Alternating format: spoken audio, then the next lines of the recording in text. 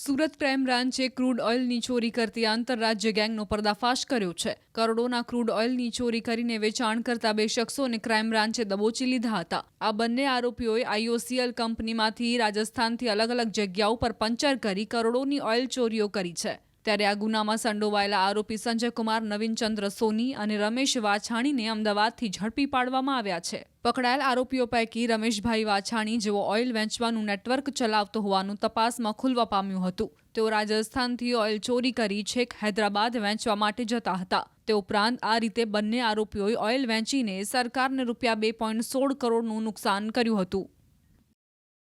IOCL કંપનીની જે pipeline આવે છે ઓઇલની, એમાં કાણું પાડી અને ચોરી કરતી ગેંગની માહિતી મળેલ।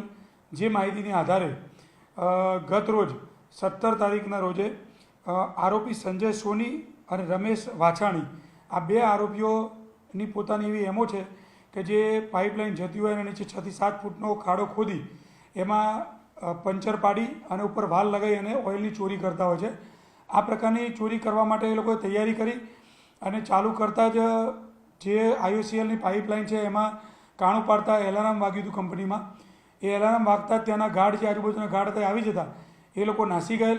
આ બાબતનો ગુનો રાજસ્થાન બિયાવર તાલુકાના સાકેતનગર પોલીસ સ્ટેશનમાં દાખલ થયેલો।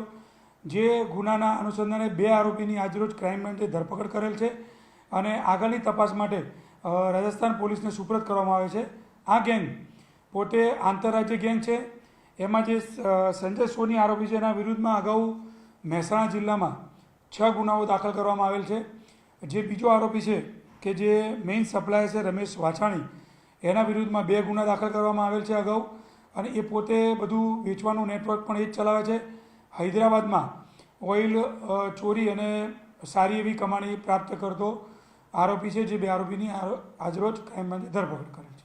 સુરત ક્રાઇમ બ્રાન્ચે ક્રૂડ ઓઇલની ચોરી કરતી આંતરરાજ્ય ગેંગનો પર્દાફાશ કર્યો છે। કરોડોના ક્રૂડ ઓઇલની ચોરી કરીને વેચાણ કરતા બે શખ્સોને ક્રાઇમ બ્રાન્ચે દબોચી લીધા હતા। આ બંને આરોપીઓએ IOCL કંપનીમાંથી રાજસ્થાનથી અલગ અલગ જગ્યાઓ પર પંચર કરી કરોડોની ઓઇલ ચોરીઓ કરી છે। ત્યારે આ ગુનામાં સંડોવાયેલા આરોપી સંજય કુમાર, નવીન ચંદ્ર સોની અને રમેશ વાછાણીને અમદાવાદથી ઝડપી પાડવામાં આવ્યા છે। પકડાયેલ આરોપીઓ પૈકી રમેશભાઈ વાછાણી, જેઓ ઓઇલ વેચવાનું નેટવર્ક ચલાવતો હોવાનું તપાસમાં ખુલવા પામ્યું હતું, તેઓ રાજસ્થાનથી ઓઇલ ચોરી કરી છેક હૈદરાબાદ વેચવા માટે જતા હતા। તે ઉપરાંત આ રીતે બંને આરોપીઓએ ઓઇલ વેચીને સરકારને ₹2.16 કરોડનું નુકસાન કર્યું હતું।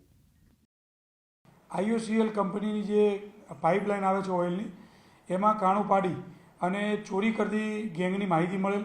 જે માહિતીને આધારે ગત રોજ 17 તારીખના રોજે આરોપી સંજય સોની અને રમેશ વાછાણી, આ બે આરોપીઓની પોતાની એવી એમો છે કે જે પાઇપલાઇન જતી હોય અને નીચે 6 થી 7 ફૂટનો ખાડો ખોદી એમાં પંચર પાડી અને ઉપર વાલ લગાવી અને ઓઇલની ચોરી કરતા હોય છે।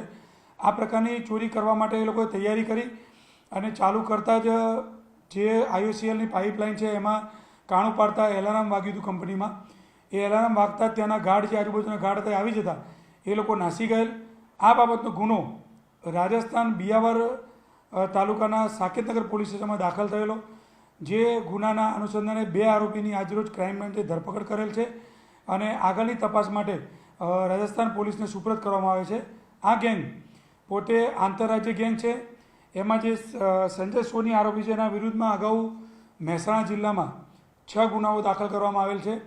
જે બીજો આરોપી છે કે જે મેઇન સપ્લાયર છે રમેશ વાછાણી, એના વિરુદ્ધમાં 2 ગુના દાખલ કરવામાં આવેલ છે અગાઉ, અને એ પોતે બધું વેચવાનું નેટવર્ક પણ એ જ ચલાવે છે।